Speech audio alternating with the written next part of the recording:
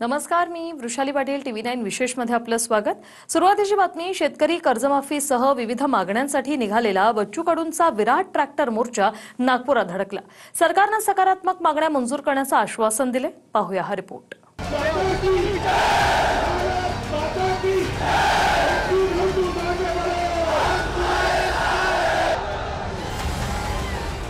शेतकरी कर्जमाफीसह विविध मागण्यांसाठी बच्चू कडूंनी नागपूरमध्ये ट्रॅक्टर मोर्चा नेलाय.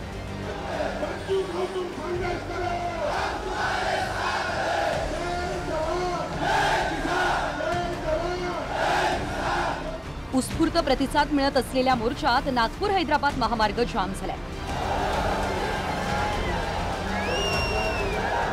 वर्ध्याच्या बुटीबोरीतून निघालेल्या या मोर्चात शेकडो ट्रॅक्टर, हजारो बैलगाड्यांचा समावेश आहे.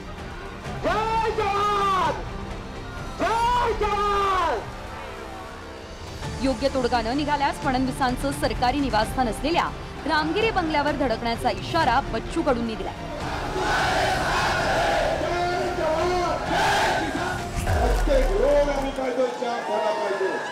सरकार जर उद्या मानलं नाही 12 वाजेपर्यंत, आता आम्ही पूर्ण टायर आम्ही पाहिजे जाम केले.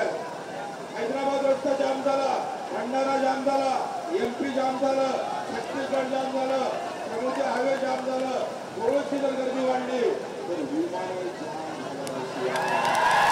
तर रात्री उशिरा 1 वाजता बच्चू कडू यांनी मला मेसेज पाठवला की आम्ही बैठकीला येणार असं आपल्याला म्हटलं होतं, पण आमचे सगळे शेतकरी नागपूरला जमा होत आहेत आणि आम्हीच तिथे नसलो तर त्यातनं वेगळं कन्फ्युजन तयार होईल, म्हणून आमचं मागणीपत्र आम्ही तुम्हाला पाठवतो आहोत, तुम्ही त्याच्यावर निर्णय करावा आणि आम्ही काही बैठकीला येणार नाही.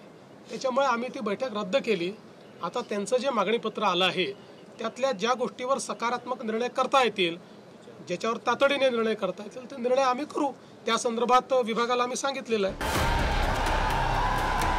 बच्चू कडू यांच्या या मोर्चाला राज्यातल्या विविध शेतकरी संघटनांचा पाठिंबा मिळाला. शेतकऱ्यांची कर्जमाफी, शेतमालाला हमीभाव, शक्तीपीठ महामार्ग रद्द करणं, दिव्यांगांना 6000 मानधन, मेंढपाळ आणि मच्छीमारांना योग्य न्याय अशा अनेक मागण्या या मोर्चाद्वारे करण्यात आल्या. मुख्यमंत्री महोदयांना नम्र विनंती आहे, दोनही उपमुख्यमंत्री आहे त्यांनाही नम्र विनंती आहे, आम्हाला जाणून बुजून काही कायदा सुव्यवस्थेचा प्रश्न निर्माण करायचा नाही, परंतु आमचा अंत पाहू नये. कारण पहिले शेतकरी अडचणीत आहे, म्हणून अंत पाहू नये एवढी विनंती आहे. सरकारनं तातडीनं निर्णय तो शक्तीपीठ रद्द करावा. 40-50 हजार कोटीचे जे काय असेल ते कर्जाच्या संदर्भात तातडीनं निर्णय घेतला पाहिजे अशी विनंती करतो.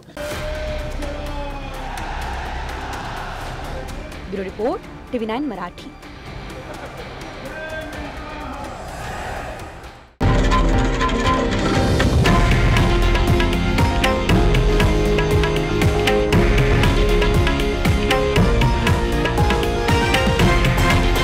हे आहे देशातील नंबर 1 न्यूज नेटवर्क आणि आपण पाहत आहात TV9 मराठी, एकमेव.